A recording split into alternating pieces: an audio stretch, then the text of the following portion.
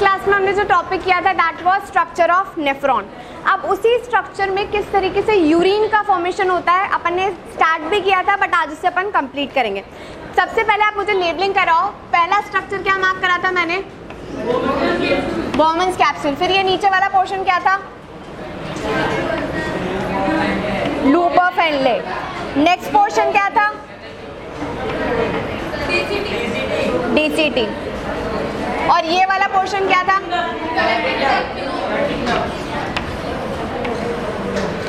आप सबसे पहले मयंक खड़े हो, ग्लोमेरुलस का फॉर्मेशन किस तरीके से हुआ था? बोलो बेटा जल्दी। Filter. I am not asking function, I am asking बनता कैसे ग्लोमेरुलस।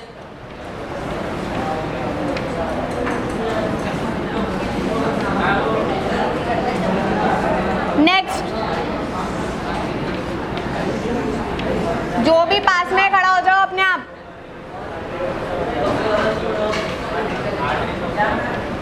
कैसे बनता है ग्लोमेरुलस, फटाफट बताओ। मैं वहाँ पे बहुत सारी कनेक्ट हो जाती है, मैं जिससे वो मैं यहाँ से लेता हूँ। क्या ये कब पढ़ा है मैंने? मैं भी आर्टरीज का यहाँ बहुत सारी कनेक्ट हो जाती है, मैं उससे एक दूसरा बनता है, मैं उसको श्लोक। हाँ, सबसे पहले मुझे बताओ कहाँ से शुरुआत करनी है, हार्ट से कि किडनी से? हार्ट से। सबसे पहले कौन सा वाला पार्ट प्यूरिफाइड ब्लड भेजता है? लेफ्ट का पार्ट, लेफ्ट वेंट्रिकल पार्ट। जब वो पंप करता है तो किसको पंप करेगा? पहले एओर्टा को। एओर्टा वाला पार्ट नीचे आके किसमें ओपन होगा श्लोक? Renal artery. रीनल आर्टरी जब है वो किडनी के अंदर नेफ्रॉन के स्ट्रक्चर में जब एंटर करना स्टार्ट करेगी तो कौन से पार्ट में एंटर करेगी? जल्दी बोलो।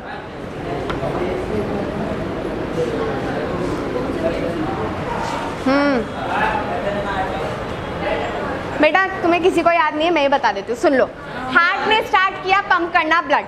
जब हार्ट के लेफ्ट वेंट्रिकल ने उसको पंप किया तो कौन सा वाला सेक्शन उसे कैरी करेगा? एओर्टा। और ये क्या है? Basically artery.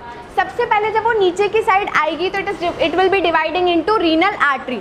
रीनल आर्टरी जब इधर की साइड अंदर की तरफ आएगी नेफ्रॉन में तो सबसे पहले कौन सा स्ट्रक्चर में डिवाइड करेगी? वो एफेरेंट आर्टरियोल। किस में डिवाइड करेगी?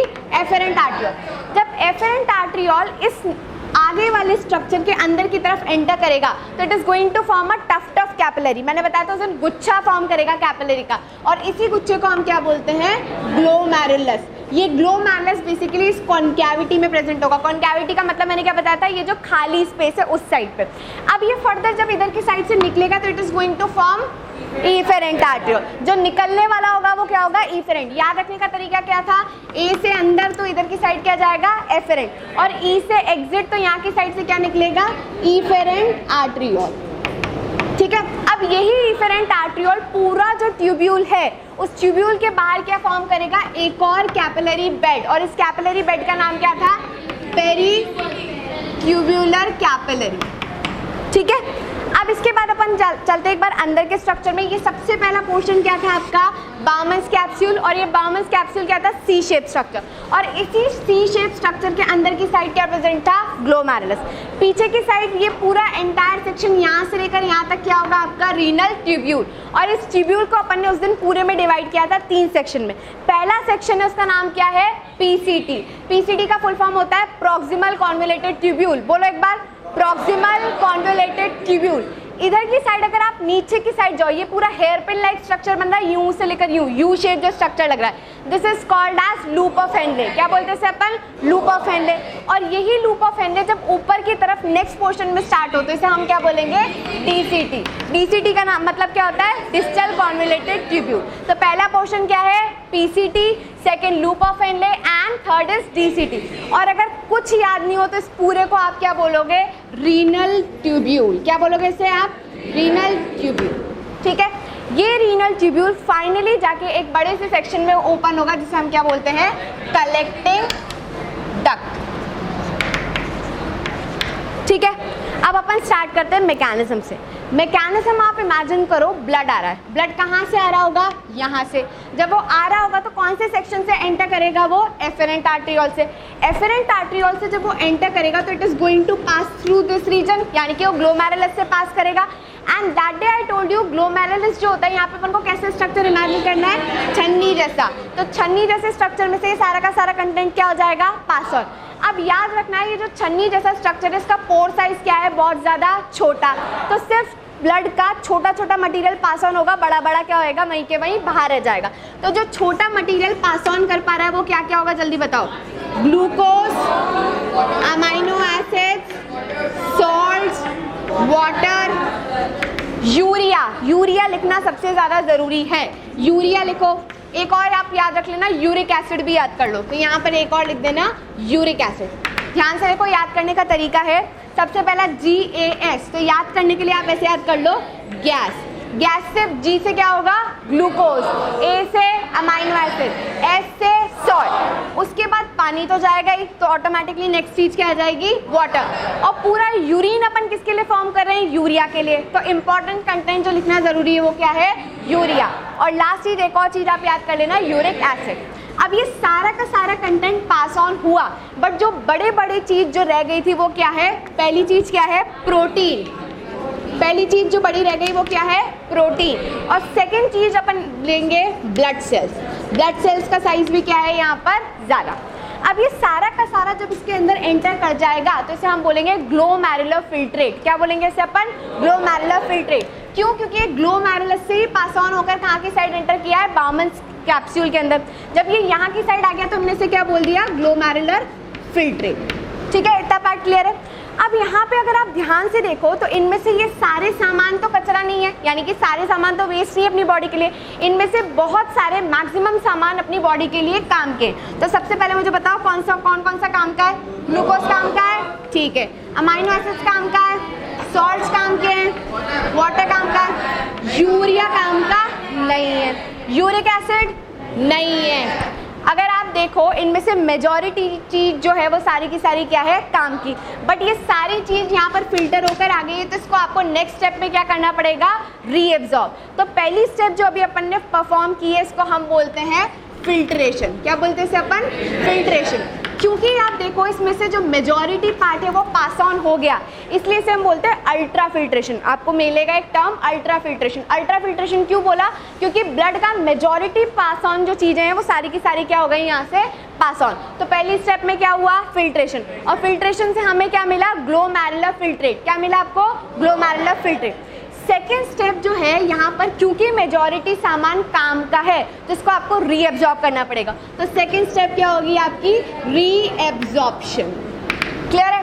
अब जैसे जैसे ये आगे बढ़ेगा तो इस एंटायर ट्यूब्यूलर सेक्शन में, यानी कि यहाँ से लेकर यहाँ तक जो रीनल ट्यूब्यूल का सेक्शन होगा, इसमें सारे के सारे काम की चीज़ें क्या होती जाएंगी, एब्जॉर्ब। अब इमेजिन करो क्या क्या एब्जॉर्ब होगा। ये एब्जॉर्ब का मतलब मैं बाहर एरो निकाल रहा हूँ। पहली चीज़ क्या एब्जॉर्ब होगी, ग्लूकोज, क्योंकि ये बहुत ज़्यादा काम का है। सेकेंड चीज़ क्या रीएब्जॉर्ब हो जाएगी, अमाइनो एसिड। तीसरी चीज़ क्या होगी, सॉल्ट। चौथी चीज़ क्या एब्जॉर्ब होगी, वाटर। और क्या क्या एब्जॉर्ब हो सकता है, बस ठीक है। इसके अपार्ट अब नीचे आते आते यहाँ पर एंटायर सेक्शन तक आते आते आप इमेजिन करो क्या क्या बच जाएगा यहाँ पे, यूरिया, और क्या होगा, यूरिक एसिड। तीसरी चीज मैंने आपको इंपॉर्टेंट बोली थी, water and salt are according to the body's requirement. अगर आपके पास बहुत ज़्यादा पानी है तो पानी का कंटेंट यहाँ पर आपको मिलेगा। अगर आपकी बॉडी में बहुत ज़्यादा सॉल्ट का कंटेंट है तो वो भी आपको यहाँ पर मिलेगा। क्लियर है इतना पार्ट। और जो थर्ड स्टेप होती है उसे हम बोलते हैं सीक्रीशन। इसको हम बोलते हैं ट्यूब्यूलर सीक्रीशन। क्या बोलते हैं इसे अपन, ट्यूब्यूलर सीक्रीशन। इसका मतलब क्या है, एंटायर जो ये पूरा का पूरा जो सामान है ना जो एब्जॉर्ब हो रहा है, अभी मैंने आपको बोला एब्जॉर्ब हुआ, कहाँ पे एब्जॉर्ब हुआ, वो सारा का सारा एब्जॉर्ब होकर किधर चला जाता है, इन कैपिलरीज में।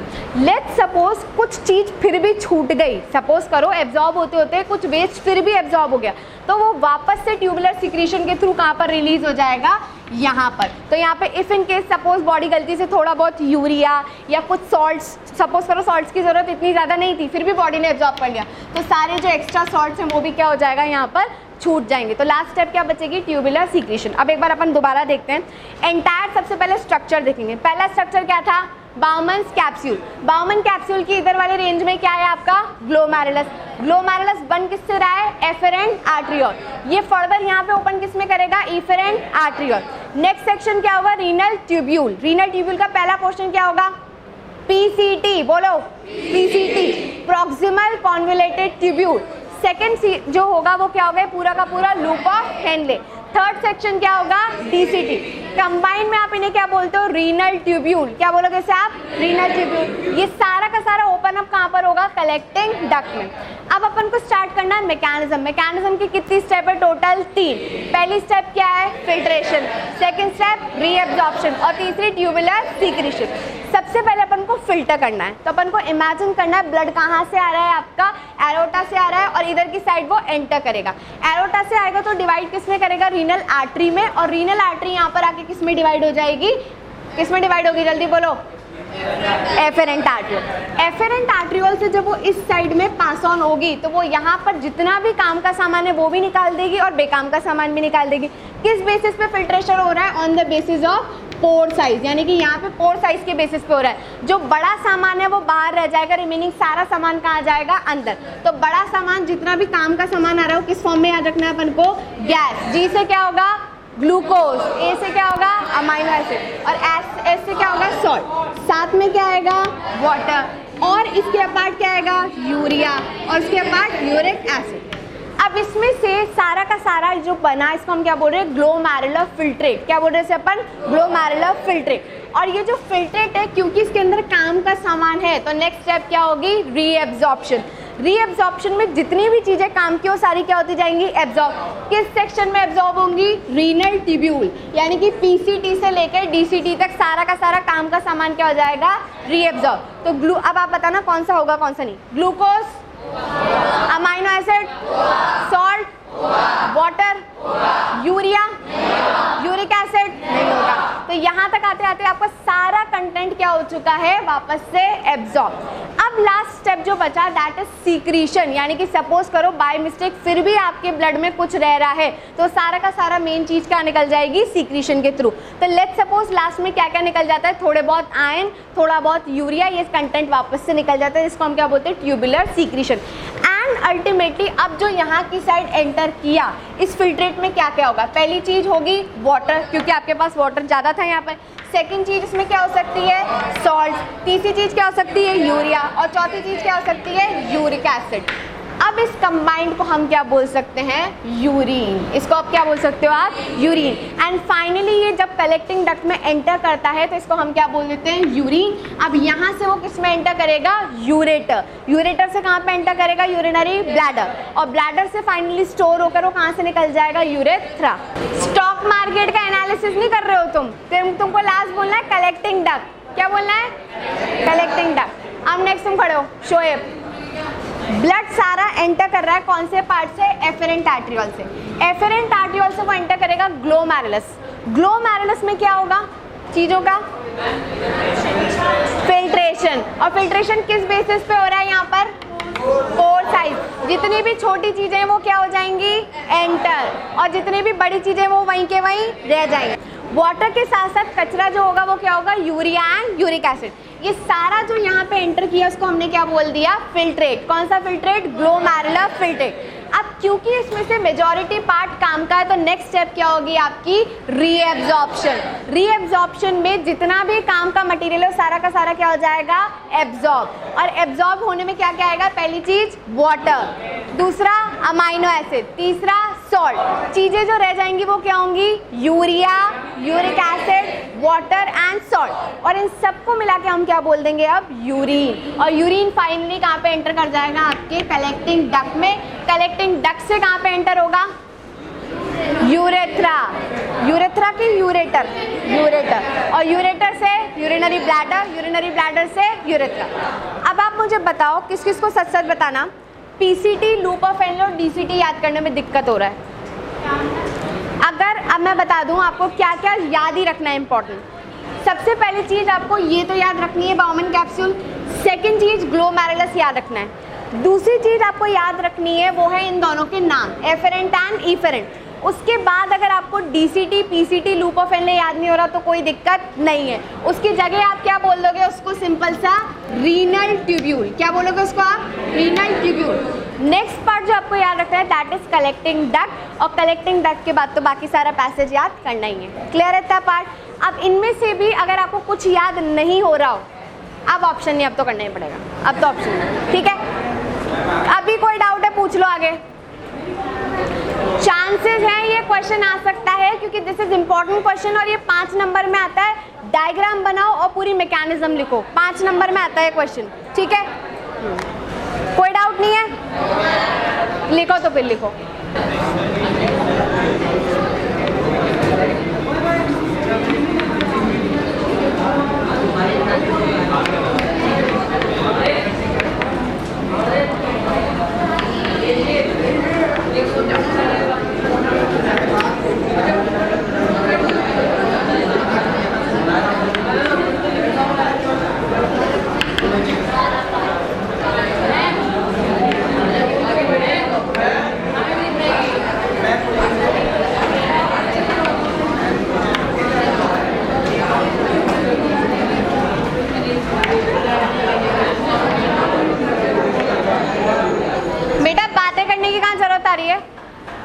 सभी को लिखना है, चाहे टैन हो चाहे नॉर्मल हो, तो फिर बातें क्यों कर रहे हो सारे।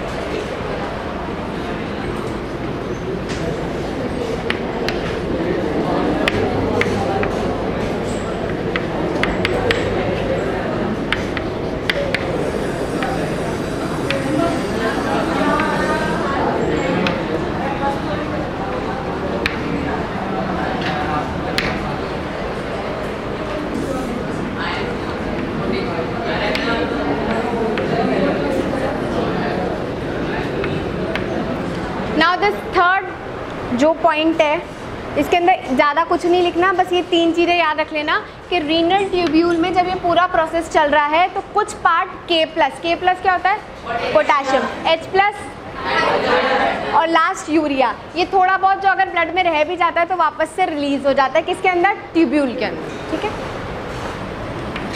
कल लास्ट टॉपिक में अपन ने पढ़ा था मैकेनिज्म किसका, यूरिन फॉर्मेशन का। अब ये कंप्लीट होने के बाद सपोज करो हम समझ रहे हैं किसी की किडनी खराब हो गई, ठीक है, लेट्स सपोज 2 किडनी है, 2 में से 1 किडनी खराब हो गई किसी की भी, ठीक है, तो 1 किडनी पे इंसान आराम से रह सकता है। आपकी 2 में से अगर 1 किडनी खराब भी हो जाए तो आप आराम से उस पर रह सकते हो, बट अगर दोनों ही किडनी खराब हो जाए तो नहीं रह सकते आप। इन दैट कंडीशन आपके पास 2 ऑप्शन होते हैं। पहला ऑप्शन होता है, जल्दी जल्दी जल्दी, पहली कंडीशन, बेटा जल्दी आओ, फटाफट आओ, जल्दी बांटो और बैठ जाओ।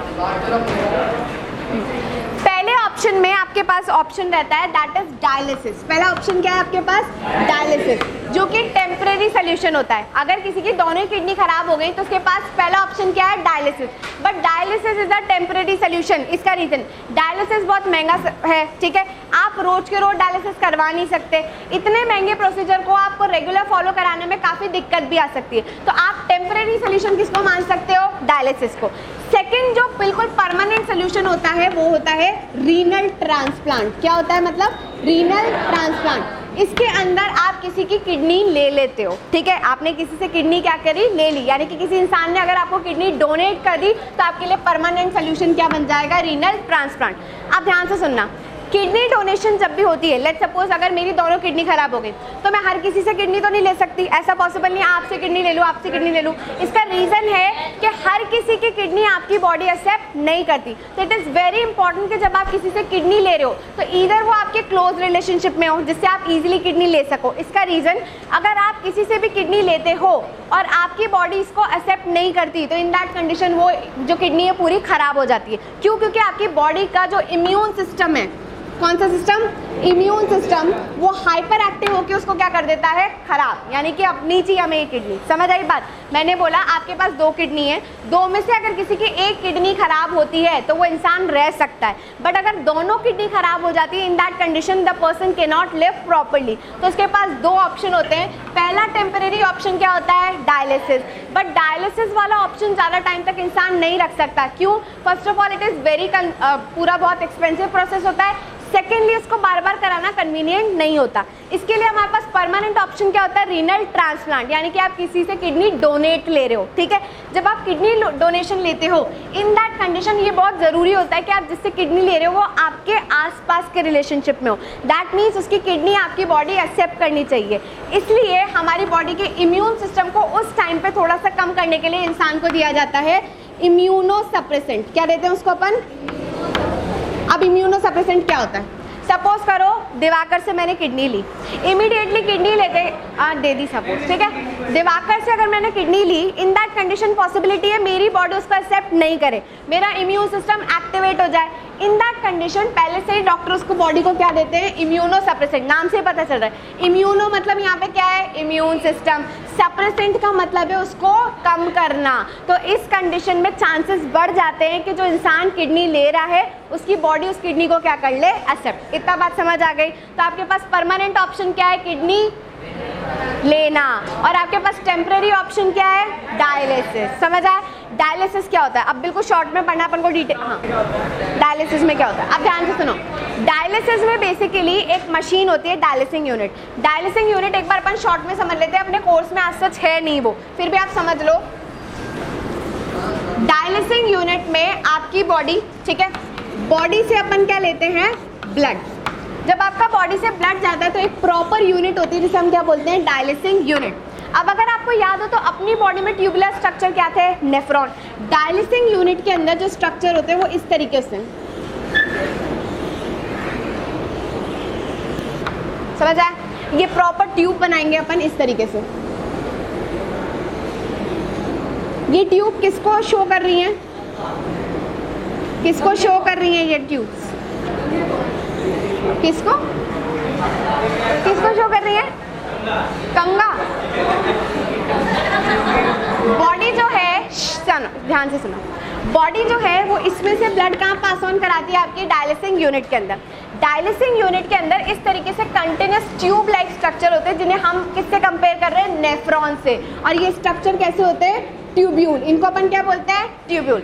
यहाँ पर अंदर की तरफ एक फ्लूइड फील्ड होता है, यहाँ पे जो फ्लूइड है बीच की जगह, इसमें क्या फील्ड होता है, फ्लूइड। और इस फ्लूइड को हम बोलते हैं डायलाइसिंग सोल्यूशन। क्या बोलते हैं इसे अपन, डायलाइसिंग सोल्यूशन।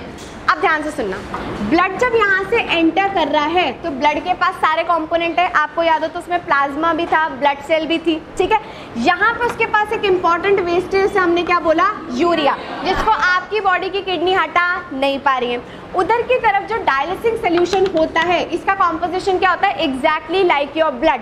आपके ब्लड में जो कॉम्पोजिशन है वो एग्जैक्ट कॉपी करके किस में डाल देते हैं, डायलिसिंग सोल्यूशन में। The only difference is dialysing solution के अंदर यूरिया जैसे टॉक्सिक वेस्ट नहीं होते। बात समझ आई, आपके ब्लड में यूरिया जैसे टॉक्सिक वेस्ट है, बट इस डायलिसिंग सोल्यूशन में बाकी सब चीजें आपके ब्लड के जैसी है, बट उसमें क्या नहीं है, यूरिया एंड टॉक्सिक वेस्ट। अब ध्यान से सुनना, जब ये इसमें से पास करेगा तो ये जो ट्यूब्स है वो क्या होती है, semi permeable. You remember semi permeable क्या होता है, ठीक है। जब ये पूरा का पूरा ब्लड इसमें से पास करेगा तो आपके ब्लड में बाकी सब चीजें सेम है, डायलिसिंग यूनिट में भी सेम है। The only difference is urea. तो यूरिया सिंपली क्या करेगा, जब इसमें से मूव कर रहा होगा तो यूरिया कहाँ की तरफ आ जाएगा, डायलिसिंग सोल्यूशन की तरफ। इतना बात समझ आई, क्योंकि यहाँ पे यूरिया का कॉन्सेंट्रेशन ट्यूब में क्या होगा, ज्यादा, डायलिसिंग सोल्यूशन में यूरिया का कॉन्सेंट्रेशन क्या होगा, कम। तो ऑटोमेटिकली यूरिया कहाँ से कहाँ जाएगा, यहाँ से यहाँ। यानी कि अब आपका blood is free of urea और डायलिसिंग सोल्यूशन में क्या आ चुका है, सारा यूरिया। और यहाँ से वापस से डायलिसिंग सोल्यूशन जो था वो सारा बाहर निकल जाता है और ब्लड आपका एज इट इज दोबारा कहाँ पर एंटर कर जाता है, आपकी बॉडी में। एक बार वापस सुन लो, दो this is not in your course, फिर भी आप सुन सकते हो। बॉडी जो है, बॉडी से अपन ने क्या भेजा, ब्लड। ब्लड कहाँ पे भेजा, डायलिसिंग यूनिट में। डायलिसिंग यूनिट में क्या भरा हुआ है, डायलिसिंग सोल्यूशन। डायलिसिंग सोल्यूशन में और ब्लड में एग्जैक्ट कॉम्पोजिशन क्या है, सेम, एक्सेप्ट ब्लड में क्या है, यूरिया, और डायलिसिंग सोल्यूशन में यूरिया नहीं है। तो जब वो इसमें से पास ऑन करेगा तो यूरिया कहाँ से कहाँ जाएगा, ट्यूब में से डायलिसिंग सोल्यूशन में, और आपका ब्लड फ्री हो जाएगा यूरिया से। तो this pure blood will again enter in your body और इधर की साइड से डायलिसिंग सोल्यूशन क्या हो जाएगा, बाहर। समझ आ गया, ये सिंपल प्रोसीजर क्या कहलाता है, डायलिसिस, जिसको कॉमनली लोग बोलते हैं हीमोडायलिसिस। समझ आई बात, हीमो वर्ड का मतलब क्या है, ब्लड, क्योंकि अपन यहाँ पे ब्लड को प्योरीफाई करें इसलिए इसको क्या बोला, हीमोडायलिसिस। समझ आ गया। तो लास्ट 2-4 लाइन लिख लो इस टॉपिक से रिलेटेड।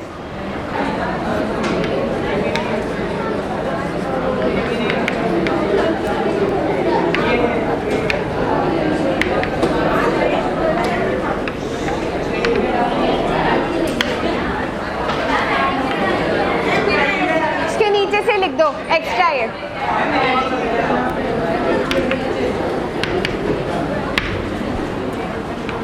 लोड हेडिंग डाल लो।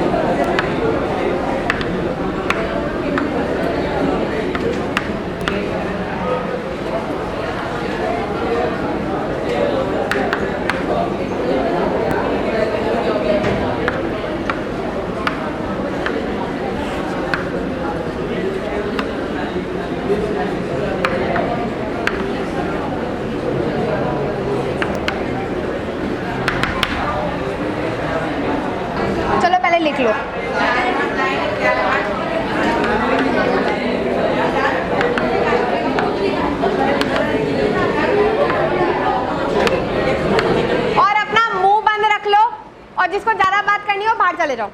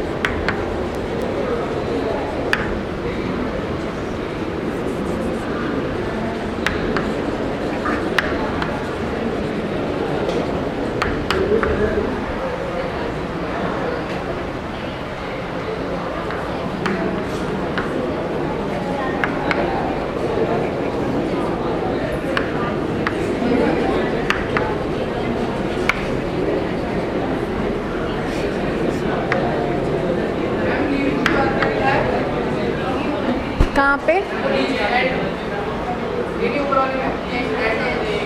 लेंटिसेल्स, याद है लेंटिसेल्स क्या है?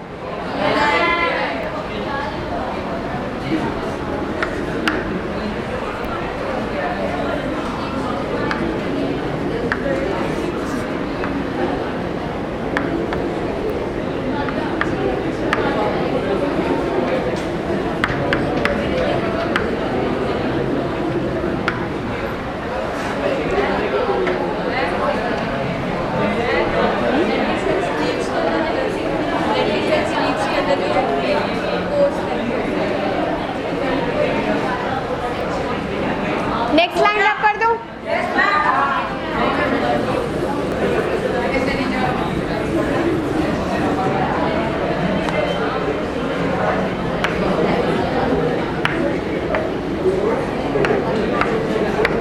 सादिया बाहर जाना है बेटा, बातें मत करो।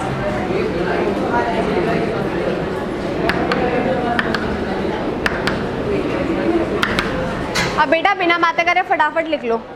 अब इधर देखो, लास्ट टॉपिक है एक्सक्रीशन इन प्लांट। प्लांट के अंदर भी एक्सक्रीटरी वेस्ट बनते हैं और उनको भी निकालना ज़रूरी है, बट प्लांट के पास एज सच कोई स्पेशल एक्सक्रीटरी ऑर्गन नहीं होता। फॉर एग्जाम्पल हमारे पास एक्सक्रीटरी ऑर्गन क्या है? किडनी, बट प्लांट के पास ऐसा कोई स्पेशल ऑर्गन नहीं होता। दैट इज़ वाई उनकी नॉर्मल बॉडी पार्ट से किस में हेल्प करते हैं? एक्सक्रीशन में। अब देखो, सबसे पहले प्लांट के अंदर अगर आपको पता हो तो ड्यूरिंग फोटोसिंथेसिस बाय प्रोडक्ट क्या बनता है? ऑक्सीजन। तो उस टाइम पे ऑक्सीजन क्या है? वेस्ट। अगर आप रेस्पिरेशन की बात करो तो CO2 एंड वाटर उस टाइम पे बाय प्रोडक्ट बनता है, तो इस पर्टिकुलर टाइम पे वेस्ट क्या है? CO2 and water vapour. उसके अपार्ट बहुत सारे वेस्ट बनते हैं, जैसे फॉर एग्जाम्पल रेजिन्स, टैनिन्स। आपने सुना होगा कभी कभी चिपचिपी चीज़ें निकलती हैं, देखा भी होगा। प्लांट के कभी कभी कुछ पार्ट में से चिपचिपा पार्ट निकलता है, that is their waste. In fact जो फ्रूट में एक्स्ट्रा पार्ट स्टोर होता है वो भी क्या है? उनका वेस्ट। तो जितनी भी चीज़ें हैं वो पर्टिकुलरली कोई स्पेशल ऑर्गन से नहीं निकालते, उनके पास ओवरऑल बॉडी सर्फेस होती है। सबसे पहले अगर अपन ऑक्सीजन की CO2 की और वाटर वेपर की बात करें तो आपको याद है प्लांट के पास क्या है, लीफ, लीफ के नीचे उसके पास क्या होता है, स्टोमेटा, और स्टोमेटा की ओपनिंग एंड क्लोजिंग से ही ये सारा काम होता है। दैट मीन्स जब भी स्टोमेटा ओपन होगा तो प्लांट में से जितनी भी O2 उसको निकालनी है वो निकाल देगा, CO2 जितनी लेनी है वो उसी टाइम पे ले लेगा, अलॉन्ग विद दैट जो वाटर वेपर है वो भी उसी के साथ निकल जाएगा। तो मेन पार्ट वो।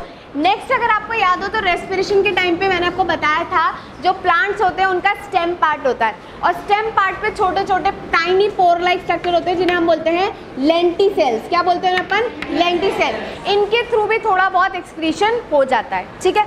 इसके बाद नेक्स्ट पार्ट जो है वो ये है कि प्लांट अपना कुछ वेस्ट क्या कर लेते हैं, स्टोर। स्टोर का मतलब है फॉर एग्जांपल वो अपनी पुरानी पत्तियों में स्टोर कर लेंगे, या फ्रूट में स्टोर कर लेंगे, या अपने बार्क पार्क में स्टोर कर लेंगे।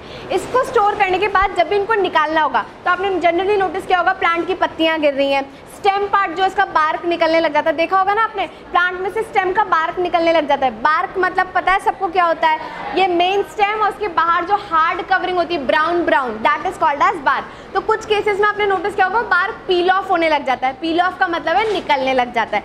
बहुत सारी केसेस में फ्रूट गिरते हैं, ये सारी चीजें क्या कंसिस्ट करती हैं, उसका एक्सक्रीटरी पार्ट, ठीक है। उसके अपार्ट भी कभी कभी आप नोटिस करते होंगे सॉइल में आपको थोड़ा वाइट वाइट दिख रहा होगा, कुछ थोड़ा चिपचिपी चीजें दिखती हैं। दैट मीन्स प्लांट अगर किसी और वे में एक्सक्रीट नहीं कर पाया तो उसमें सिंपली क्या कर दिया, सॉइल में एक्सक्रीट। तो ओवरऑल कंक्लूजन क्या है, प्लांट के पास एज सच कोई पर्टिकुलर एक्सक्रीटरी ऑर्गन नहीं है। वो नॉर्मली क्या करते हैं, कौन कौन से प्रोडक्ट बनाते हैं, ऑक्सीजन किसके टाइम पे बनाएंगे, photosynthesis, CO2 and water vapour किसके टाइम पे होगा, respiration. Apart from that resin, tannin, gum ये कब बनता है, नॉर्मल प्रोडक्ट्स है, ठीक है। इसके अंदर से अगर उसको गैसेस एंड वाटर वेपर निकालना तो किसको यूज करेगा, स्टोमेटा को। स्टोमेटा कहाँ पे प्रेजेंट होता है, लीफ के लोअर पार्ट पे। तो जनरली इन सब से निकल गया। अपार्ट फ्रॉम दैट उसके स्टेम पार्ट में क्या होते हैं, लेंटिसेल, लेंटिसेल के थ्रू भी थोड़ा बहुत एक्सचेंज हो जाता है। उसके अपार्ट अगर फिर भी उसके पास कुछ एक्सक्रीटरी मटेरियल है तो वो उसको क्या कर लेगा, स्टोर, और स्टोर करने के बाद किन पार्ट से निकाल देगा, लीफ को गिरा देगा। पील पार्ट जो लीफ का उसका पूरा ओवरऑल स्टेम पार्ट है, स्टेम का बार्क पार्ट हटा देगा। उसके अपार्ट भी अगर उसको गिराना है तो फ्रूट पार्ट को गिरा देगा। इसके बाद भी अगर उसके पास कुछ बचता है तो वो सॉइल में उसको सिंपली क्या कर देगा, एक्सक्रीट। क्लियर है इतना पार्ट, ठीक है। अब इसके बाद का ये चैप्टर कंप्लीट। नेक्स्ट टॉपिक जो अपन को स्टार्ट करना है that is control and coordination. Hello everyone, today we have to start with a new topic that is respiration in plants. In the last topic we discussed about respiration, difference between respiration and breathing, and a general idea about respiration, types of respiration, and today we are going to start with respiration in plants. Now see, we know plants are multicellular organism and they are eukaryotic. तो दो special feature plant के क्या हैं? First of all they are multicellular and they are eukaryotic. That means ये developed organism है, but developed organism होने के बावजूद भी अगर हम इन्हें एनिमल्स से कंपेयर करें तो एज सच इनके अंदर कोई well defined respiratory system design नहीं है। तो अगर हम देखें प्लांट्स के अंदर रेस्पिरेशन 3 पार्ट्स से मेजरली देखा जाता है। First is roots, second stem and the third one is leaves. तो 3 प्लांट्स ऑर्गन को ये यूज़ करके सिंपली रेस्पिरेशन करते हैं। पहला है रूट्स, दूसरा है स्टेम एंड तीसरा है लीफ। अब अपन सबसे पहले देखते हैं रूट के अंदर किस तरीके से वो रेस्पिरेशन करते हैं। लेट अस इमेजिन ये हमने वापस से एक टैप रूट सिस्टम बनाया है, ठीक है। दिस इज सॉइल, और इस सॉइल के अंदर एयर का कॉन्सेंट्रेशन भी क्या होगा, ज़्यादा। जब हम एयर का कॉन्सेंट्रेशन की बात करें that means we are talking about oxygen over here, क्योंकि we are discussing about respiration. तो यहाँ पे सॉइल के अंदर ऑक्सीजन का कॉन्सेंट्रेशन क्या होगा, ज़्यादा, और रूट के अंदर ऑक्सीजन का कॉन्सेंट्रेशन क्या होगा, कम। तो ऑटोमेटिकली सिंपल डिफ्यूजन हो जाएगा, और यहाँ पे ये जो रूट हेयर है, रूट हेयर सिंपली ऑक्सीजन को एब्जॉर्ब कर लेंगे और किसको दे देंगे, रूट सेल को। रूट सेल से ही ऑक्सीजन सिंपली इस पार्ट में यूज अप हो जाएगी। तो एक बार वापस देखते हैं। रूट जो है हमने यहाँ पर टैप रूट सिस्टम बनाया है। टैप रूट सिस्टम में सिंपली ऑब्वियसली बात है सॉइल के अंदर ऑक्सीजन का कॉन्सेंट्रेशन होगा ज़्यादा, रूट के अंदर ऑक्सीजन का कॉन्सेंट्रेशन होगा कम। तो ऑटोमेटिकली सॉइल से ऑक्सीजन कहाँ की तरफ जाएगी, अंदर की तरफ, और यहाँ पे एब्जॉर्ब करने में हेल्प करेगा रूट हेयर, और रूट हेयर इस ऑक्सीजन को दे देगा रूट सेल्स को।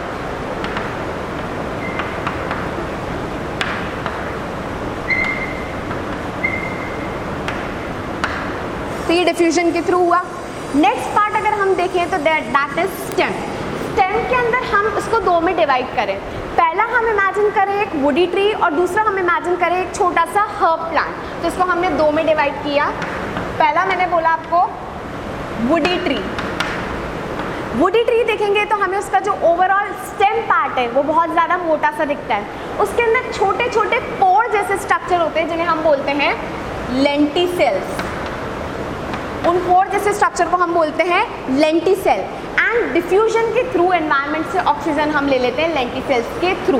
तो स्टेम के अंदर पहला पार्ट क्या है? Woody tree. वुडी ट्री के अंदर छोटे छोटे होल जैसे स्ट्रक्चर है जिन्हें हम बोल रहे हैं लेंटिसेल, और ऑक्सीजन हम लेंटिसेल्स के थ्रू अंदर ले लेंगे, दैट मीन्स प्लांट। नेक्स्ट अगर हम देखें तो हमने बात करा हर्ब की।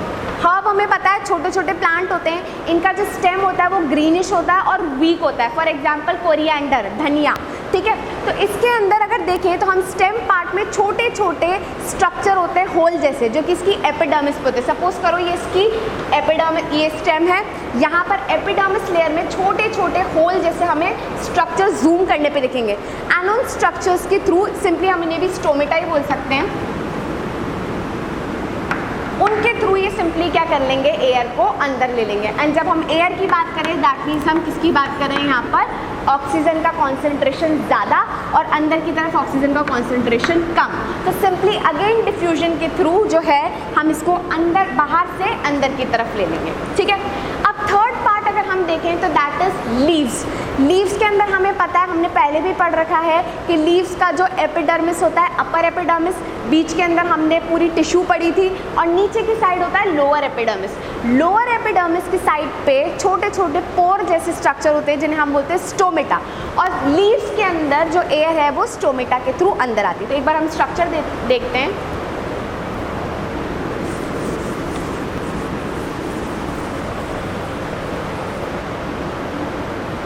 ये स्ट्रक्चर था,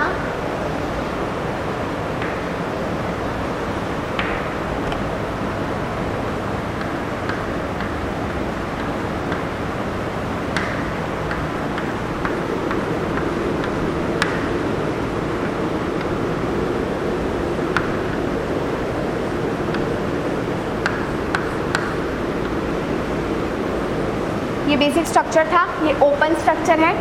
ये वाला जो दिख रहा है आपको पोर्शन दैट इज स्टोमेटा और स्टोमेटा अपैरेचर, जहाँ से सिंपली एयर अंदर ली जाएगी। And these structures are called as guard cells. तो लीफ का जो पार्ट है वो बेसिकली स्टोमेटा से ऑक्सीजन को अंदर लेगा during the process of respiration. Now this is very important thing कि प्लांट के अंदर रेस्पिरेशन भी होता है एंड फोटोसिंथेसिस भी होता है। तो एक बार अपन इसको देख लेते हैं। प्लांट के अंदर दो प्रोसेस हो रहे हैं, one is photosynthesis and the other process is respiration. Photosynthesis and respiration. Photosynthesis अगर हम इसे दो में डिवाइड कर दें, day time and night time. Photosynthesis के लिए चार इंपॉर्टेंट रिक्वायरमेंट थी। पहला था sunlight, second is chlorophyll, third is CO2 and the fourth one is water. जिनमें से सनलाइट सिर्फ डे टाइम तक ही रेस्ट्रिक्टेड है, तो ऑटोमेटिकली फोटोसिंथेसिस सिर्फ कब कब होगा? डे टाइम में। तो यहाँ पे डे टाइम में फोटोसिंथेसिस होगा बट नाइट टाइम में फोटोसिंथेसिस नहीं होगा। तो ड्यूरिंग फोटोसिंथेसिस प्लांट कौन सी गैस अंदर लेंगे कॉन्सेंट्रेशन में? इन क्या लेंगे? CO2 एंड आउट उस टाइम पे वो देंगे O2, ठीक है। मीनवाइल अगर हम देखें रेस्पिरेशन डे टाइम में भी होगा एंड नाइट टाइम में भी होगा। और इस ड्यूरेशन में अगर हम देखें तो प्लांट इन कौन सी गैस लेते हैं? ऑक्सीजन रिच गैस, और आउट यहाँ पे कौन सी देंगे? CO2 गैस, ठीक है। और यहाँ पर एक पॉइंट आता है that is compensation point. Compensation point वो होता है जो बहुत अर्ली मॉर्निंग में, सुबह सुबह के टाइम पे और लेट नाइट यानी कि इवनिंग के टाइम पे जब सनलाइट का कॉन्सेंट्रेशन कम होता है, उस पॉइंट पे प्लांट बाहर से कुछ नहीं लेता, इंटरनल CO2 बैलेंस चलता है। उस पॉइंट को हम क्या बोलते हैं? Compensation point. Compensation point basically अगर हम ध्यान से देखें तो इसका मतलब है प्लांट अर्ली मॉर्निंग फोटोसिंथेसिस कर रहा है, सनलाइट की कॉन्सेंट्रेशन यहाँ पर क्या है? कम। अगर सनलाइट की कॉन्सेंट्रेशन कम है तो ऑटोमेटिकली रेट ऑफ फोटोसिंथेसिस भी क्या होगी, कम। तो सपोज करो बाहर से उन्होंने CO2 ली और एज एन रिएक्टेंट इसमें O2 बनेगा, ठीक है।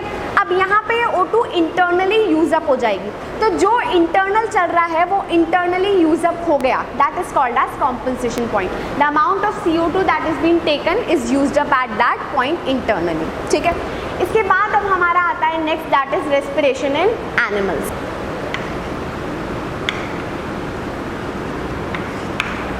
अगर हम एनिमल्स के अंदर देखें तो एनिमल्स का बेसिक कैरेक्टर हम देखते हैं कि वो मल्टी सेलुलर होते हैं एंड यूकैरियोटिक होते हैं। तो इनके अंदर अगर हम देखें तो थोड़ा डिफाइंड सिस्टम होता है, बट एनिमल के अंदर भी हमने पूरा किंगडम पढ़ रखा है, उसके अंदर अलग अलग फाइलम स्टडी किए हैं, तो लोअर से लेकर अपर तक बहुत ज़्यादा डिफरेंस रहता है।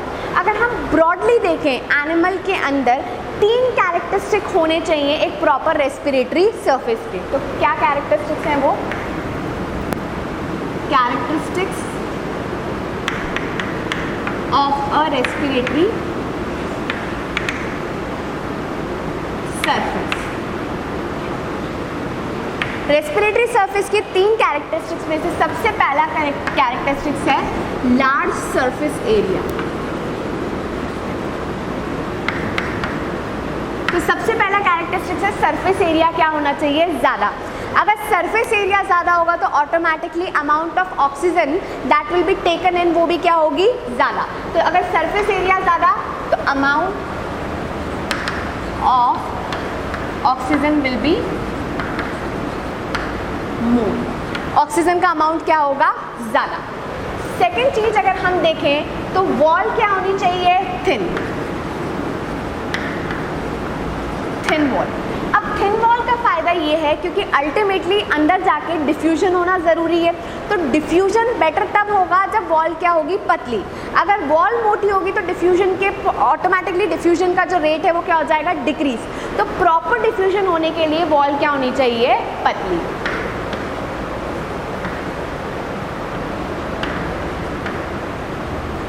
For diffusion. और तीसरी चीज rich supply of blood vessels। अब ऑब्वियस सी बात है कि जो भी ऑक्सीजन रेस्पिरेटरी सरफेस के पास है उसको बॉडी सेल तक अगर पहुंचाना है तो ब्लड सप्लाई होना चाहिए, क्योंकि ब्लड ही इसके बीच में कैरियर होगा। तो ऑटोमेटिक सी बात है कि ये जो ब्लड सप्लाई है उसको लेके कौन जाने वाला है, ब्लड वेसल। तो ब्लड वेसल का सप्लाई क्या होना चाहिए, ज़्यादा। जितना ज़्यादा ब्लड वेसल का सप्लाई होगा उतना ज़्यादा एफिशिएंटली ऑक्सीजन का ट्रांसपोर्ट होगा। तो दीज आर द 3 कैरेक्टरिस्टिक्स जो हर एक रेस्पिरेटरी सरफेस के होने चाहिए। पहला, सरफेस एरिया होना चाहिए ज़्यादा। जितना ज़्यादा सरफेस एरिया उतना ही ज़्यादा amount of oxygen will be taken in at a single time. Secondly अगर हम देखें तो वॉल उसकी क्या होनी चाहिए, पतली। रेस्पिरेटरी सरफेस की वॉल होनी चाहिए पतली। जितनी पतली वॉल होगी ऑटोमेटिक सी बात है डिफ्यूजन रेट क्या हो जाएगा, ज़्यादा, and it will be more efficient. तीसरी चीज़ ऑब्वियस सी बात है, जो गैस है दैट मीन्स ऑक्सीजन, उसको ले जाने के लिए हमारे पास ट्रांसपोर्टिंग मीडियम है ब्लड, और ब्लड हमारे प्रॉपरली ब्लड वेसल्स के अंदर जाएगा। तो हमारे पास रिच सप्लाई होना चाहिए इन ब्लड वेसल का। अगर आप लोअर डिवीजन की बात करो जिनके अंदर ब्लड वेसल प्रॉपरली फॉर्म नहीं होते, तो अपन सिंपली देख सकते हैं रिच सप्लाई ऑफ ब्लड। तो ब्लड का जितना अच्छा सप्लाई होगा automatically oxygen carrying capacity will increase. So these are the 3 characteristics of a respiratory surface. अब हम देखते हैं अलग अलग ऑर्गेनिज्म में किस तरीके से रेस्पिरेशन होता है।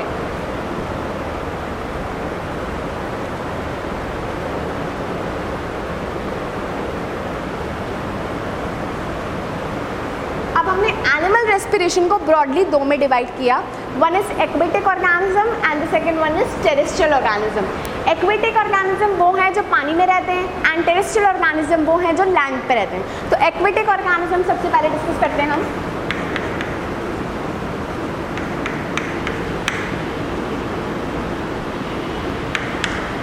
एक्वेटिक ऑर्गेनिज्म में हमारे पास ऑप्शन सबसे पहला होता है फिश।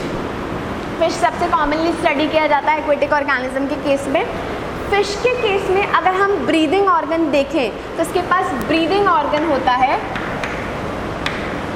गिल्स, ठीक है। अब सबसे पहले हम देखते हैं एक्वेटिक ऑर्गेनिज्म की ब्रीदिंग रेट ज़्यादा होती है as compare to normal terrestrial organism. ये इंपॉर्टेंट क्वेश्चन है जो बहुत बार आता भी है। एक्वेटिक ऑर्गेनिज्म की ब्रीदिंग रेट ज़्यादा होती है टेरेस्ट्रियल ऑर्गेनिज्म से, क्यों?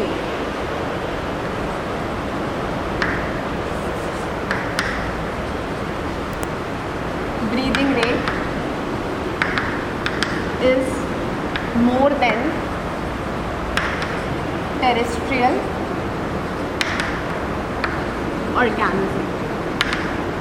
ना सी, अगर हम एनवायरनमेंट में देखें तो एनवायरनमेंट में ऑक्सीजन का कॉन्सेंट्रेशन हमेशा क्या होता है? ज़्यादा। अगर हम उस एनवायरनमेंट को वाटर एनवायरनमेंट से कंपेयर करें तो ऑक्सीजन का कॉन्सेंट्रेशन वाटर में क्या होता है? कम। हम बात कर रहे हैं एक नॉर्मल एनवायरनमेंट की, वहाँ पर ऑक्सीजन का कॉन्सेंट्रेशन क्या है? ज़्यादा।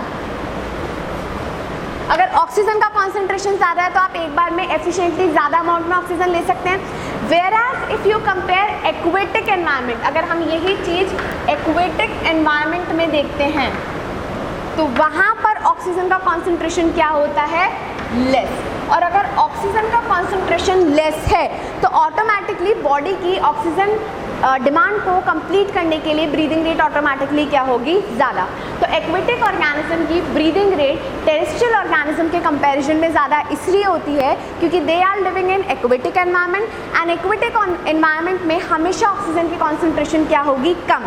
तो अपनी बॉडी की ऑक्सीजन डिमांड को फुलफिल करने के लिए इनकी ब्रीदिंग रेट क्या होती है? ज़्यादा। So high breathing rate to fulfill demand of oxygen। तो ये तो सबसे पहला क्वेश्चन। अब हम देखते हैं नेक्स्ट, किस तरीके से फिश के थ्रू पूरा का पूरा ऑक्सीजन सप्लाई होता है, किस तरीके से फिश की बॉडी में ऑक्सीजन का सप्लाई होता है। अगर हम फिश को देखें, एक जनरल हम जो छोटी क्लासेस में भी फिश बनाते थे, इसके साइड में आपने यहाँ पे स्ट्रक्चर देखा होगा।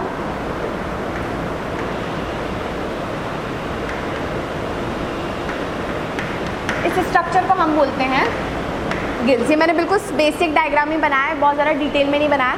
इसमें हमने बिल्कुल साइड वाला जो स्ट्रक्चर देखा दैट इज गिल्स। तो एक फिश को अगर आप सीधी तरफ से देखोगे तो हेड के दोनों साइड, राइट एंड लेफ्ट दोनों साइड पे सिचुएटेड होते हैं गिल्स। हमारे अंदर लंग्स है, सिमिलरली इनका ऑर्गन क्या है? ब्रीदिंग ऑर्गन या रेस्पिरेटरी ऑर्गन इनका क्या है? Gills. Not breathing organ, respiratory organ इनका क्या है? गिल्स। अब इनके अंदर सिंपली अगर हम देखें तो मछली अपन बहुत बार नोटिस करते हैं कंटिन्यूसली बार बार मुंह खोलती है बंद करती है, मुंह खोलती है बंद करती है। तो जब वो मुंह खोलती है हम इसको रेस्पिरेशन से लिंक करते हैं। जब वो मुंह खोलेगी तो ऑटोमेटिकली उसके मुंह के अंदर क्या एंटर करेगा? वाटर। इस वाटर के अंदर अभी कॉन्सेंट्रेशन के अंदर कौन होगा? ऑक्सीजन। तो जब भी वो मुंह खोलेगी तो वो सिंपली क्या लेगी? ऑक्सीजन को अंदर, वाटर के अंदर डिजॉल्व ऑक्सीजन को। ये वाटर जो है सिंपली कहाँ पर जाएगा? गिल्स के पास। गिल्स हाईली एफिशिएंट होते हैं वाटर में से ऑक्सीजन को सेपरेट करने के। वापस देखो एक बार, गिल्स जो फिश है, फिश ने माउथ खोला, जब माउथ खोला तो ऑटोमेटिकली क्या हुआ? ऑक्सीजन जो डिजॉल्व फॉर्म में वाटर के वो एंटर कर जाएगी बॉडी के अंदर and it will reach to the gills. Gills highly efficient होते हैं ऑक्सीजन को उस वाटर में से सेपरेट करने के। अगर 100% ऑक्सीजन एक बार वाटर में आई है तो 80% सेपरेशन कर देते हैं वो उसका, 80% तक ऑक्सीजन सेपरेट करने की एफिशिएंसी रखते हैं। अब उसमें से क्या किया गिल्स ने? वाटर सेपरेट कर दिया एंड ऑक्सीजन को सेपरेट कर दिया। अब ये ऑक्सीजन वो किसको दे देगा? ब्लड को। And blood is going to carry this whole amount of oxygen to all the body cell. Simple, वापस बॉडी सेल क्या ले लेगी? ऑक्सीजन, और क्या दे देगी? CO2। अब इस सेम चीज़ को हम एक फ्लो चार्ट की हेल्प से समझते हैं। हमने बोला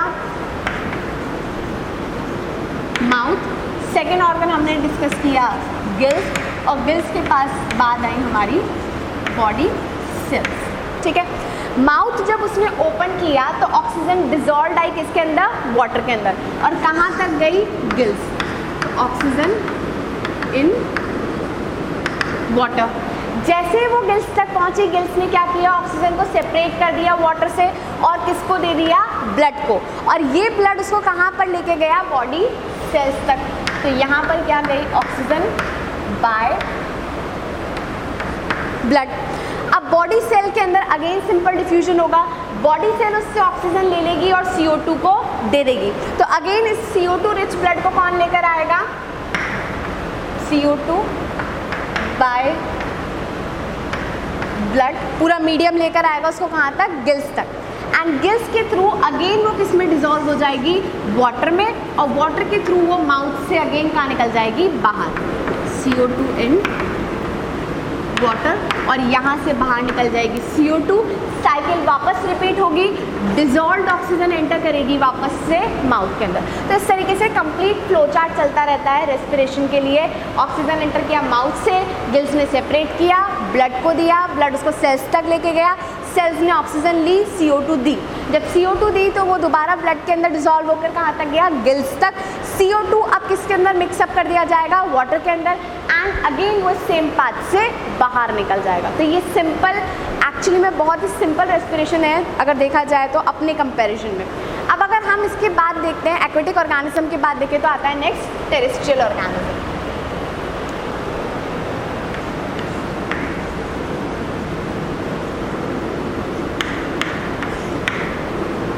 टेरेस्ट्रियल ऑर्गेनिज्म में हम जब बात करें तो सबसे पहले हम बात करते हैं यहाँ पे इंसेक्ट्स की। तो यहाँ पे सबसे पहले ऑर्गेनिज्म आए इंसेक्ट्स। इंसेक्ट्स के अंदर अगर हम देखें तो उनके अंदर एक प्रॉपर सिस्टम होता है। उसके अंदर हम एक सिंपल डायग्राम से समझते हैं।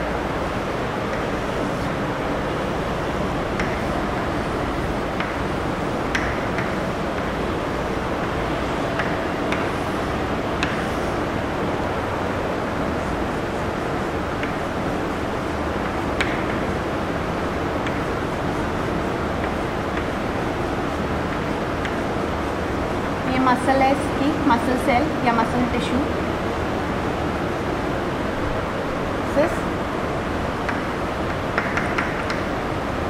मसल टिश्यू हम इमेजिन कर रहे हैं कि ये बॉडी का सरफेस है नीचे का, ठीक है। इस सरफेस में छोटे छोटे से होल जैसे स्ट्रक्चर होते हैं जिनको हम बोलते हैं स्पाइरेकल्स। बॉडी के सरफेस पे छोटे छोटे होल जैसे स्ट्रक्चर होते हैं, जैसे वी हैव नोज, सिमिलरली इनके पास क्या होते हैं? स्पाइरेकल, जो कि छोटे छोटे होल जैसे स्ट्रक्चर है। ये होल जैसे स्ट्रक्चर ओपन अप होते हैं एक लॉन्ग ट्यूब लाइक स्ट्रक्चर में, और इस लॉन्ग ट्यूब लाइक स्ट्रक्चर को हम बोलते हैं trachea. We also have trachea, similarly they also have trachea. Trachea further और छोटे छोटे पाइप लाइक स्ट्रक्चर में ओपन होता है जिन्हें हम बोलते हैं ट्रैकियोल्स। एंड ट्रैकियोल्स जाके ओपन अप हो जाते हैं यहाँ पे मसल टिश्यू के पास। अब इनके अंदर ब्रीदिंग कैसे होगा? स्पाइरेकल्स के थ्रू ये ऑक्सीजन रिच एयर को अंदर लेंगे। वो ऑक्सीजन रिच एयर इस पूरे ट्यूब को पास करके, दैट इज ट्रैकिया को पास करके कहाँ पे पहुँचेगा? ट्रैकियोल्स तक। ट्रैकियोल्स तक जब पहुँचेगा तो अगेन वो डिवाइड हो गया। ट्रैकियोल्स देखो, ट्रैकिया के छोटे छोटे पाइप लाइक स्ट्रक्चर है, वो ट्रैकियोल्स तक पहुँचेगा। ट्रैकियोल्स तक जैसे पहुँचेगा यहाँ पर सिंपली डिफ्यूजन के थ्रू मसल्स या मसल टिश्यू ऑक्सीजन को ले लेंगी एंड क्या दे देगी? CO2। तो oxygen will be taken and meanwhile they will give CO2। तो यहाँ पे डिफ्यूजन सफिशेंट है। सी ब्लड के अंदर यहाँ पे ऐसे ब्लड का रोल नहीं है क्योंकि इनकी बॉडी बहुत छोटी है।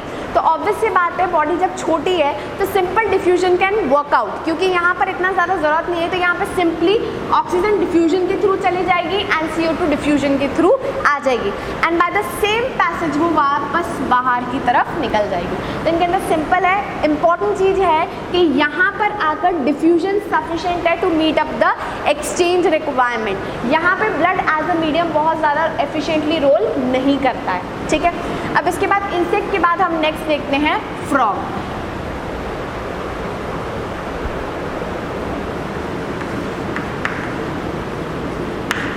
फ्रॉग के पास मेजर रेस्पिरेटरी ऑर्गन की फॉर्म में होता है लंग्स, स्किन,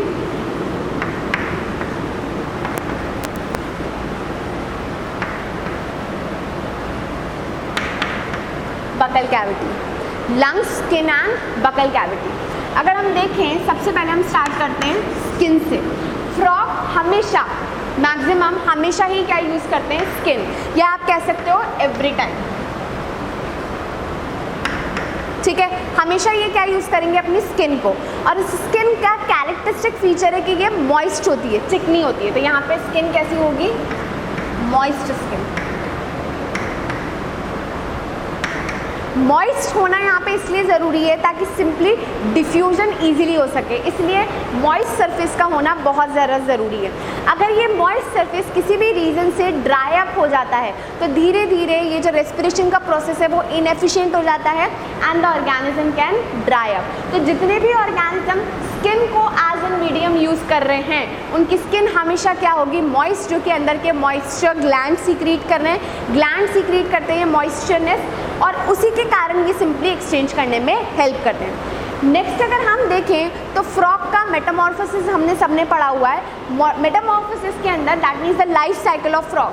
फ्रॉग बनने से पहले ये होते हैं टैडपोल, और ड्यूरिंग देयर टैडपोल स्टेज इनके पास रेस्पिरेटरी ऑर्गन होते हैं गिल्स, ठीक है। तो जब वो टैडपोल वाली स्टेज में होंगे तो इनके पास रेस्पिरेटरी ऑर्गन होगा गिल्स, बट जब ये फ्रॉग वाली स्टेज में आ जाएंगे तो इनके पास 3 रेस्पिरेटरी ऑर्गन्स होंगे। सबसे पहला स्किन, जिसको ये हमेशा यूज़ करते हैं, एंड इसका कैरेक्टरिस्टिक क्या है, वो मॉइस्ट होना चाहिए। सेकेंड हम देखें बकल कैविटी, बकल कैविटी के थ्रू भी दे कैन ब्रीद इन, तो इसके थ्रू भी ये कर लेते हैं, बट मेजर क्या है, स्किन। नेक्स्ट अगर हम देखें लंग्स, तो लंग्स इनके पास हैं, बट लंग्स को फ्रॉग्स तभी यूज़ करते हैं जब वो बहुत ज़्यादा हाईली एक्टिव स्टेज में हो। इसका रीज़न क्या है, बेसिकली फ्रॉग्स के पास लंग्स तो होते हैं but they do not have diaphragm, do not have. अब अगर डायफ्राम नहीं होगा तो मसल्स के प्रॉपर कॉन्ट्रैक्शन रिलैक्सेशन नहीं हो पाएगा। अगर हम देखें लंग्स के अंदर proper contraction and relaxation possible नहीं है क्योंकि डायफ्राम मसल क्या है, एब्सेंट। तो यहाँ पे जब वो इनएफिशिएंटली वर्क करेगा तो हम इसमें पूरा टाइम यूज़ नहीं कर सकते। तो फ्रॉग स्पेशली जब बहुत ज़्यादा एक्टिव स्टेट में होते हैं, एंड एक्टिव स्टेट के टाइम पे जब इनके ऑक्सीजन की रिक्वायरमेंट बढ़ जाती है, उस कंडीशन में they are going to use their lungs, to use lungs only during active state when demand of oxygen increases। तो फ्रॉग के पास मल्टीपल ऑप्शन है जिनको वो अलग अलग तरीके से यूज़ करता है। टैडपोल स्टेज में गिल्स, हमेशा रेगुलर में स्किन, बकल कैविटी को भी वो यूज़ कर सकता है, लंग्स को हाइपर एक्टिव स्टेट में यूज़ कर रहा है जब ऑक्सीजन की डिमांड बढ़ जाएगी। तो इस तरीके से लंग्स फ्रॉग अपना ओवरऑल रेस्पिरेटरी सिस्टम को रेगुलेट करता है। फ्रॉग के बाद नेक्स्ट ऑर्गेनिज्म आता है अर्थवर्म। अगर हम यही देख लेते हैं इसको, तो अर्थवर्म अपनी सिंपली अगेन स्किन को यूज़ करता है। अभी मैंने बताया जितने भी ऑर्गेनिज्म स्किन को यूज़ करेंगे, स्किन के अंदर एक स्पेशल फीचर ज़रूरी है, दैट इज़ मॉइस्ट। तो यहाँ पर अगेन क्या है,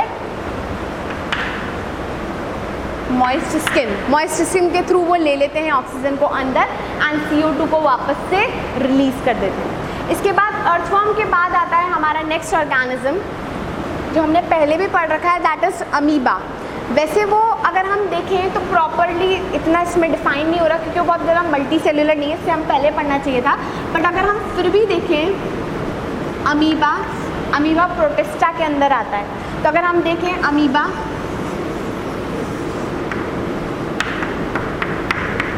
ये मैंने आपको पहले भी बताया था कि अमीबा की बॉडी बहुत ज़्यादा सिंपल होती है, कोई वेल डिफाइंड बॉडी नहीं होती है। They do not have any particular organ for anything.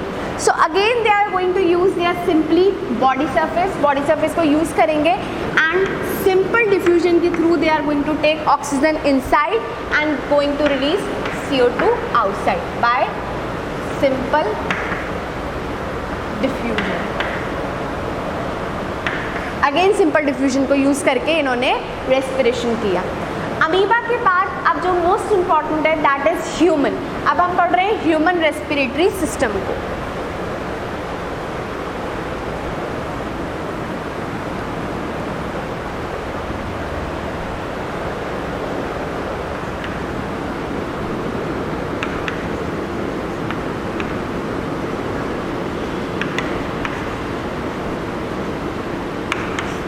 Human respiratory system को एफिशिएंटली पढ़ने के लिए सबसे पहले हम इसका डायग्राम बनाते हैं।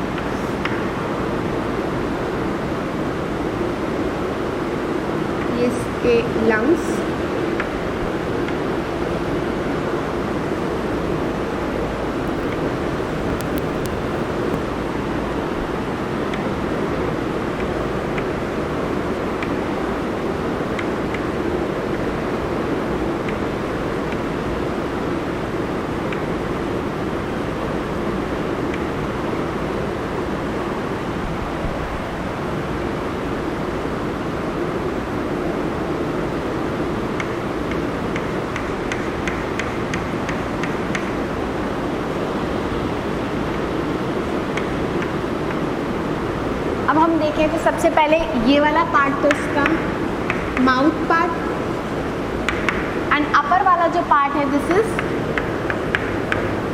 नोज पार्ट, जो कि ओपन अप होता है नॉस्ट्रल्स के थ्रू।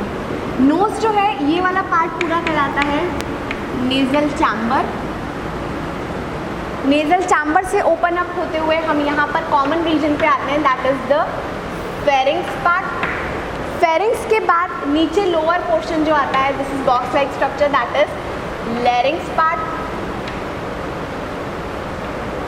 लैरिंग्स के बाद नेक्स्ट पार्ट जो होता है that is trachea. This is your wind pipe. यही विंड पाइप ओपन अप हो जाता है दो छोटे छोटे ट्यूब में जिसे हम बोलते हैं ब्रोंकाई। अब ये जो लेबलिंग मैं करूँगी वो दोनों ही साइड है, बट मैं सिर्फ एक साइड ही कर रही हूँ। ये ब्रोंकाई फर्दर डिवाइड हो जाता है ब्रोंकियोल्स में, जिसको हम और छोटे छोटे पाइप में डिवाइड कर देते हैं। इस तरीके से और छोटे पाइप में डिवाइड हो गया, एंड वो एंड अप होता है इस तरीके से सैक लाइक स्ट्रक्चर में।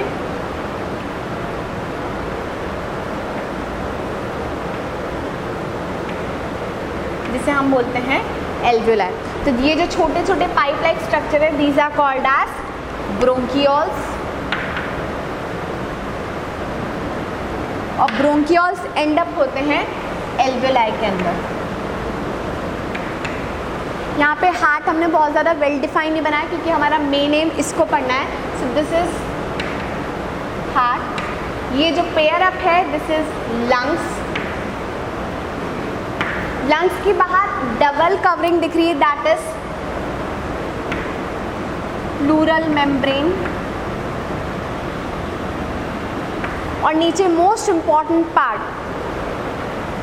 जो फ्रॉग्स में एब्सेंट था this is diaphragm.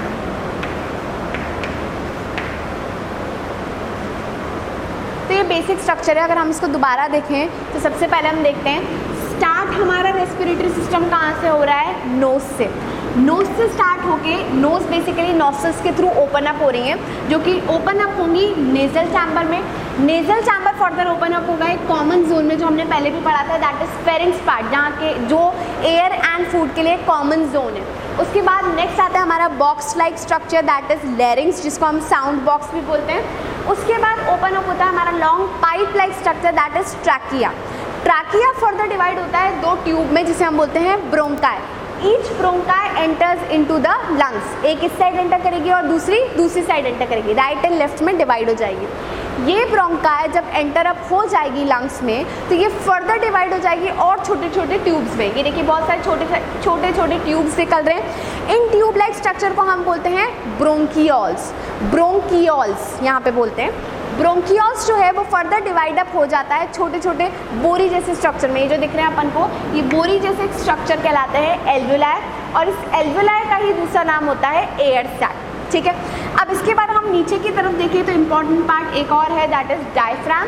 This is sheet of muscles, और ये इम्पॉर्टेंट है क्योंकि रेस्पिरेशन के अंदर एक इम्पॉर्टेंट रोल होता है ब्रीदिंग में, इंस्पिरेशन एंड एक्सपिरेशन में, और इंस्पायर करने में एंड एक्सपायर करने में डायफ्राम का बहुत ज़्यादा इम्पॉर्टेंट रोल होता है। अब इन सारे ऑर्गन्स को हम एक एक करके डिटेल में पढ़ते हैं। सबसे पहले हम देखते हैं नोज़। तो पहला ऑर्गन है नोज। नोज को अगर हम देखें तो ये पार्ट हमारा नाक का पार्ट है।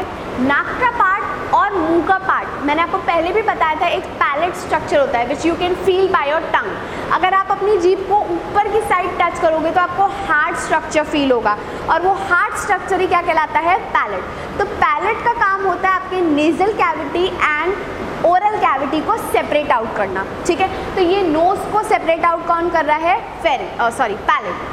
पैलेट जो है इसको सेपरेट करके यहाँ पर अपना नेजल चैम्बर बनाता है। तो ये अंदर की तरफ जब हम नोस्ट्रल्स से अंदर की तरफ एंटर कर रहे हैं तो this portion is called as nasal chamber. तो नोज सबसे पहले स्टार्टअप किससे हो रहा है, वन पेयर ऑफ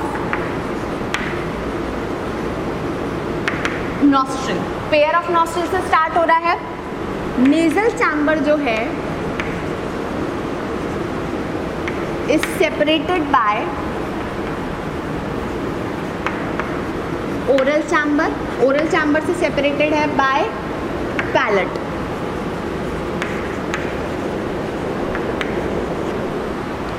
अब अगर हम अंदर की तरफ जाएं तो हमारा एक ये चैम्बर है राइट वाला और दूसरा लेफ्ट वाला। बीच की तरफ अगर हम देखें तो हमें एक सेपरेशन दिख रहा है, इसे हम बोलते हैं नेजल सेप्टम। तो ये जो हमारा नेजल चैम्बर है, it is separated bye nasal septum. Nasal septum के थ्रू वो क्या हो जाता है, सेपरेट। तो ओवरऑल अगर हम बोलें तो ये हमारा पूरा क्या है, नेजल चैम्बर। ये nasal chamber right and left में डिवाइड हुआ by the help of nasal septum. तो नेजल सेप्टम ने इसको डिवाइड कर दिया। अब जो इम्पॉर्टेंट चीज़ है वो नोज के अंदर है, हेयर एंड म्यूकस। ये diagram I am going to rub.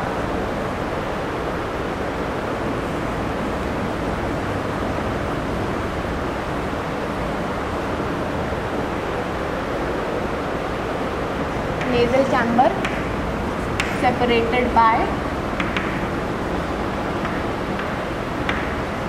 nasal septum और इस नेजल कैविटी के अंदर क्या है, हेयर एंड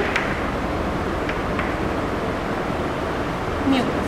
अब हेयर एंड म्यूकस का बहुत इंपॉर्टेंट रोल है। हम जब भी एयर इनहेल कर रहे हैं, जब भी हम ऑक्सीजन इनहेल करें तो भी inhale it in the form of mixture of gases. तो जब हम मिक्सचर ऑफ गैसेस ले रहे हैं तो उसके अंदर ऑक्सीजन भी होगी, CO2 भी होगी, अदर गैसेस भी होंगे, साथ के साथ डस्ट पार्टिकल्स भी एंटर करेंगे। तो ऑब्वियसली जब हम मिक्सचर ऑफ एयर को इनहेल करेंगे, we are going to inhale mixture of air. इस मिक्सचर ऑफ एयर में क्या क्या है, एक तो ऑक्सीजन, CO2, नाइट्रोजन एक्सेट्रा और भी गैसेस, साथ के साथ dust particles and other component. Dust particles को we can not allow to enter inside our respiratory tract. तो यहाँ पे हेयर एंड म्यूकस का इंपॉर्टेंट काम क्या होता है, हेयर जो है वो जितनी भी एयर एंटर कर रही है उसको सिंपली फिल्टर करेगा। फिल्टर करने के बाद जो डस्ट पार्टिकल सेपरेट आउट हुए उनको म्यूकस क्या कर लेगा, बाइंड। तो हेयर का काम है एयर को फिल्टर करना और म्यूकस का काम है जो डस्ट पार्टिकल सेपरेट आउट हुए हैं उनको बाइंड अप करना। तो air separates dust from air. तो यहाँ पे उसने सिंपली क्या किया है, फिल्टर, नेचुरल फिल्टर हमारी बॉडी का सबसे पहला। उसके बाद म्यूकस ने क्या किया, जो भी डस्ट पार्टिकल सेपरेट आउट हुए हैं उनको बाइंड अप किया। तो binds dust particles after separation, इसने इसको बाइंड कर लिया। इसके बाद जो एयर अंदर एंटर करेगी वो पूरी फिल्टर्ड एयर है। तो अब यहाँ से जो भी एयर एंटर करेगी, यानी कि हमारे नेजल चैम्बर के बाद जो एयर एंटर करेगी बॉडी के अंदर, that will be filtered air. तो अब वो कहाँ पर जाएगी, next part that is our pharynx portion. तो नोज के बाद कहाँ जाएगी एयर,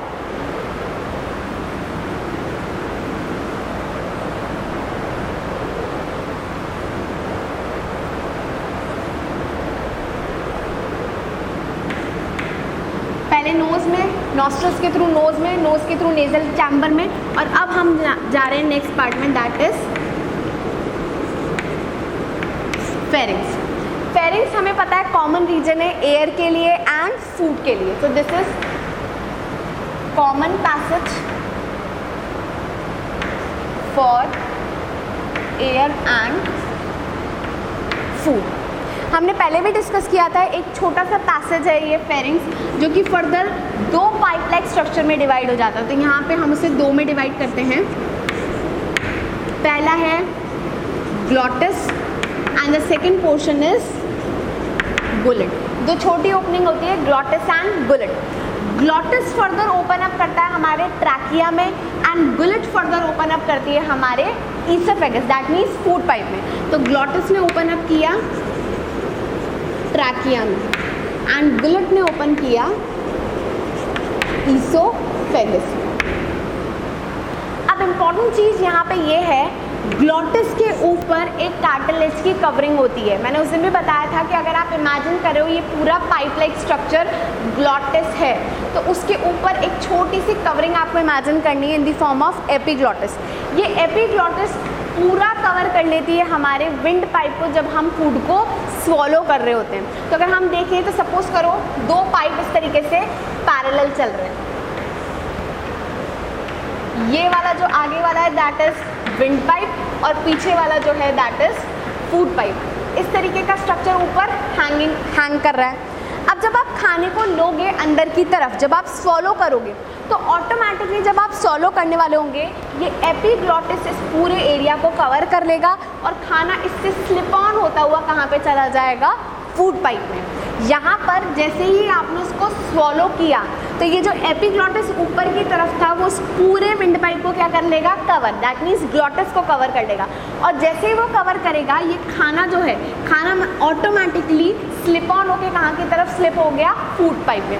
तो इसका मेन पर्पस है कि खाने को विंड पाइप में ना एंटर कराते हुए फूड पाइप के अंदर एंट्री कराना। तो इसका सबसे इम्पॉर्टेंट काम क्या है एपिग्लॉटिस का, एक बार ये नोट कर लेते हैं अपन।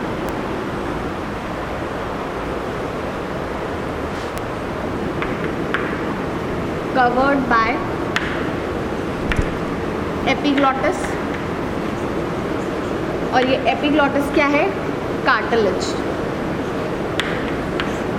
ये सिंपली क्या कर रहा है, प्रिवेंट कर रहा है, तो it prevents entry of food in trachea during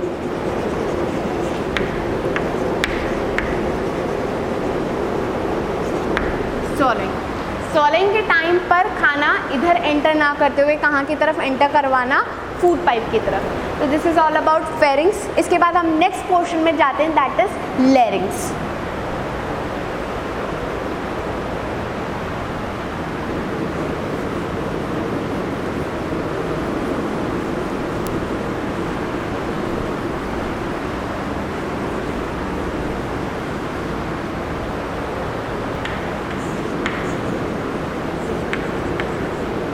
लैरिंग्स का दूसरा नाम होता है sound box.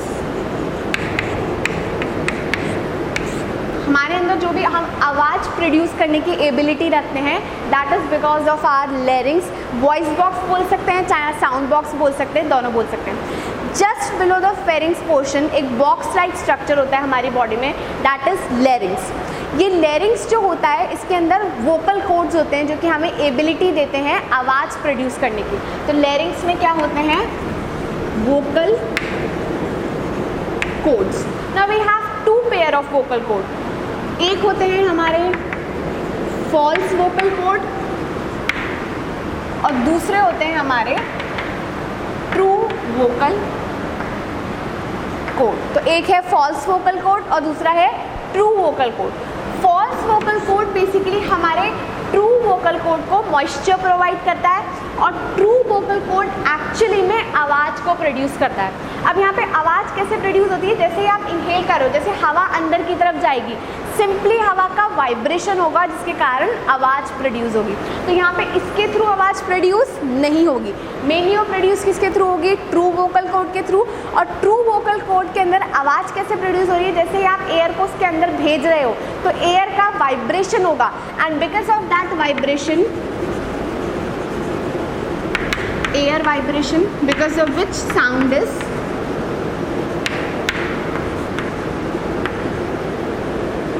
Produced. During adolescence इसके अंदर लैरिंग्स के अंदर चेंजेस आते हैं। अगर आप देखो तो मेल्स के अंदर आगे की तरफ वाला जो पोर्शन होता है that is protruded and that protruded portion is called as Adam's apple. ये जो एडम्स एप्पल होता है बिकॉज ऑफ दिस रीज़न, ये एडम एप्पल के होने के कारण ही मेल्स का पिच डिफरेंट होता है फीमेल से। फीमेल का अगर आप वॉइस पिच देखो तो दैट इज़ हाई, तीखी होती है आवाज़। वेराज अगर हम कंपेयर करें मेल से तो मेल्स का पिच लो होता है तो उनकी आवाज़ क्या होती है, भारी। तो हम यहाँ लिख लेते हैं males pitch low and females pitch high. Adam's apple is seen in males. So this is larynx. Larynx के बाद next portion जो start होता है that is the trachea portion. So next portion is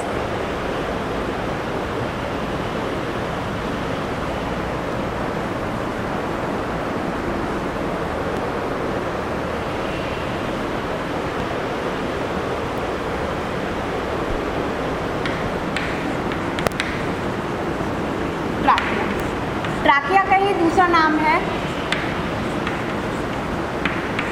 wind pipe. Trachea को अगर हम देखें तो ये 10 से लेके 12 सेंटीमीटर तक लंबा ट्यूब जैसा स्ट्रक्चर होता है, जो अभी हमने मार्क भी किया था। इस तरीके से ये कितना सेंटीमीटर लंबा है, 10 से लेके 12 centimetre, 10 to 12 centimetre long tube. ठीक है, अब इसके अंदर स्पेशल बात ये होती है कि आपको कंटिन्यूसली इसके अंदर इस तरीके की कार्टिलेज रिंग्स दिखेंगी, इस तरीके की। ये हाफ कार्टिलेज रिंग है। अगर आप पूरा पाइप देखोगे तो पाइप के आगे आगे वाले पोर्शन की तरफ ही ये कार्टिलेज रिंग दिखती है, तो ये इनकम्प्लीट कार्टिलेज रिंग है। इसका रीज़न है आपका विंड पाइप आगे की तरफ है और जस्ट पीछे मैंने आपको बताया था फूड पाइप है। तो प्रॉपर कवरिंग क्यों नहीं होती, क्योंकि जस्ट पीछे की साइड कौन सा पाइप स्टार्ट हो रहा है, फूड पाइप। तो यहाँ पर क्या है, incomplete C shaped cartilage rings. और ये कार्टिलेज रिंग्स अप्रॉक्सीमेटली 16 से 20 होती है। So they are 16 to 20 in number. अब इम्पॉर्टेंट बात यह है कि इन कार्टिलेज का फंक्शन क्या होता है। सी अपन को इमेजिन करना है, जब हम एक बलून को फुलाते हैं तो जैसे ही आप उस बलून को छोड़ दोगे तो एज इट इज़ हवा सारी की सारी बाहर निकल जाएगी, और जब हवा सारी बाहर निकल जाएगी तो बलून क्या हो जाएगा, पिचक जाएगा। यहाँ पे पिचकने की जगह हम वर्ड को याद रखेंगे कोलैप्स। अब ऐसा सेम इमेजिन करो, हमारा ट्रैकिया इमेजिन करना है, we have to compare it with balloon. जब इसके अंदर हवा होगी तो ऑटोमेटिकली नॉर्मल पोजीशन में रहेगा, नॉर्मल शेप मेंटेन करेगा। बट इमेजिन करो जैसे ही हवा इसके अंदर एब्सेंट होती तो ये ऑटोमेटिकली क्या हो जाता, श्रिंक हो जाता, कोलैप्स हो जाता, यानी कि पिचक जाता। बट अगर ऐसा होता हमारी बॉडी में तो वी कुड हैव डाइड। तो ऐसा ना हो इसके लिए हमारे पास क्या होता है, कार्टिलेज रिंग्स होती है। और ये कार्टिलेज रिंग्स क्या करती हैं, एयर की एब्सेंस में ट्रैकिया को कोलैप्स होने नहीं देती, which is very important function. तो ट्रैकिया का फंक्शन है, इट प्रिवेंट्स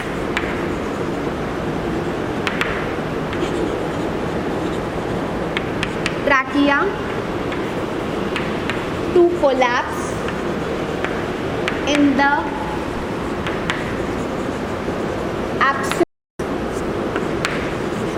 ऑफ एयर। तो ये बहुत इंपॉर्टेंट फंक्शन है इस कार्टिलेज रिंग का। अगर ये कार्टिलेज रिंग हमारे पास नहीं होती तो ये ट्रैकिया जैसे ही एयर की एब्सेंस होती इसके अंदर वो सिंपली पिचक जाता, और जैसे ही पिचक जाता ऑटोमेटिकली हमारा रेस्पिरेटरी सिस्टम पूरा क्या हो जाता, collapse, and we would have died. So इसके बेटर प्रॉपर रेस्पिरेटरी सिस्टम के लिए हमारे पास ये रिंग्स होती हैं जिनका नंबर 16 से 20 है। ठीक है, अब इसके बाद नेक्स्ट पोर्शन जो है ट्रैकिया वो ओपन अप होगा ब्रोंकाई के अंदर। ब्रोंकाई दो पाइप लाइक स्ट्रक्चर है, तो ट्रैकिया से कॉमन अराइज करेंगे दो पाइप जैसे स्ट्रक्चर, एक राइट लंग में एंटर करेगा और दूसरा लेफ्ट लंग में एंटर करेगा।